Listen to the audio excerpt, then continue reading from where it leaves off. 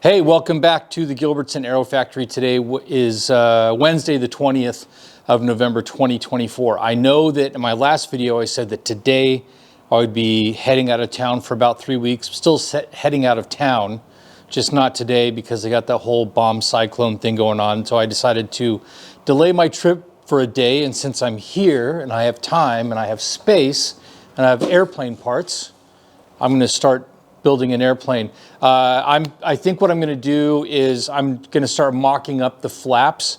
I still intend to get after the leaks in the fuel tanks, but that comes, it's windy out here. That's going to happen after I come back from my trip, because when I'm driving back from Washington, I'm going to swing by Vans and pick up some stuff. All right, so anyways, let's build an airplane. Okay, a build session that wasn't originally planned on. Some things went well, some things didn't go well. Stay tuned and you'll find out what that's all about. Beginning, the plans say this is one of the easiest parts to build on the airplane or something like that. And I wouldn't necessarily argue with that. Beginning, just do the edge finishing on the two spars. The spars, as far as I can tell, are symmetrical.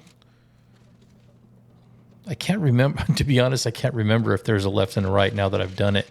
I marked them left and right, but yeah, at any rate, it doesn't even matter. I mean, if you've got it, look at the label, it'll tell you if it's a left or a right. I think that they're left and right, but there's not a top and bottom designated on them. Whereas the flaps, there was definitely a bottom side to the flap, or rather the aileron. There was definitely a bottom side to that spar, and you were told how to identify it. Either way, cleaning these things up, that's all fine. And then the next step is to cleco on and match drill, final size drill the the ribs. You have end ribs. They are definitely a left and a right. There's a definite correct orientation for those things. And then you have a bunch of, and I mean 4 per flap, interior ribs. These were a little bit strange. It doesn't come up very often where all the holes in the material, in this case the spar and the ribs, all the holes are pre-punched to 3/32 or number 40, but they all need to be a number 30. So you are upsizing all of these holes. And there are only 2 holes where these ribs mate to the web of the spar. So a little bit of clamping and whatnot to make sure that they're not twisting when you're trying to get those upsized. So I decided that I needed to take a little break before I got into upsizing and potentially elongating any holes. I forgot to buy coffee filters last night, so I'm paying for it right now. Before my hands get shaky because I haven't had any coffee and I'm trying to upsize these holes, I'd figured get a cup of coffee. Back in business. Okay, back at it, and we're definitely in the part of the build where the instructions are less explicit about certain things. And one of those is the orientation of these interior ribs. There's not any explicit instruction of like in terms of text describing how they are supposed to be, like which side is up, which way does the flange face. So the plans, you have a look at the left flap and you kind of assume that the right one would be a mirror image of that. And that's not exactly true. These interior ribs are not symmetrical top to bottom. There's a slightly different hole pattern. And by that, I mean there's one hole missing on one of the trailing edges. And if you study the plans, you find out that it's the bottom of that needs to be match drilled to the skin. So there's a missing hole at the trailing edge on the bottom side of those ribs. Therefore, that kind of gives you a clue as to the orientation when you're assembling these when you're putting this assembly all together. Because that hole is missing, you need to match drill it to the skin. And not only is there that hole, but you can't really, it's very difficult to tell looking here. But where those trailing edge of those interior ribs comes together, there's a little flange on the end. And here you see me putting, this is the bottom skin, so it's flipped over. The bottom skin's getting clecoed on. And the bottom skin kind of curls around the end of those interior ribs and creates sort of a aft spar. And that little tab on the end of those interior ribs that meets that little fake spar is also not drilled. So you need to use that skin as a guide to match drill that. I'm explaining all of this, even though if you're building this, you will figure it out. The reason I'm explaining it is because this is the root of the mistake that I made today. I'll go into the mistake in greater detail as we go on, but I'll remind you again later, and I'll say it again. I'll say it right now. Please do better than I do about reading through the instructions far ahead of the operation that you're currently working on. I bounce between the instructions and the plans, trying to get a picture of what is happening here. And on occasion, and today's one of those occasions, I will notice something on the plans, on the exploded diagram, something that needs to be done that I can do right now. And I did that today, and that do right now thing was not meant to be done yet. So it's not a, it's not a huge setback. I'm leaving town tomorrow. I was already planning on dropping in to visit Vans on my way back. So yeah, I'm driving all the way back up to Washington. There's something else I need to pick up there and drag back home. And I had already planned to pick up a few things, so I'll pick up a few more things. They're not expensive. And in terms of like time-wise, how much time did the mistake cost me? 20 minutes. Remedying the problem will be a 20-minute problem.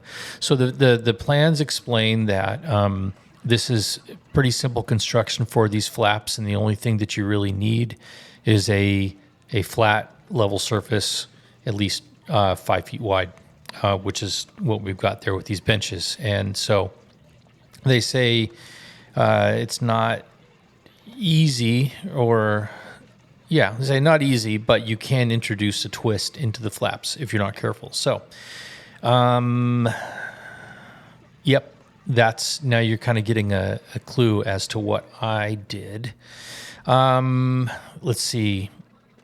I have, at this point in the video, I have discovered the error that I made and decided to move on to something else, which is you need to make some spacers. If you look at the very near left corner of that bench, if you look carefully, you can see that end rib extends past that bottom skin. The top skin will curl around and cover that.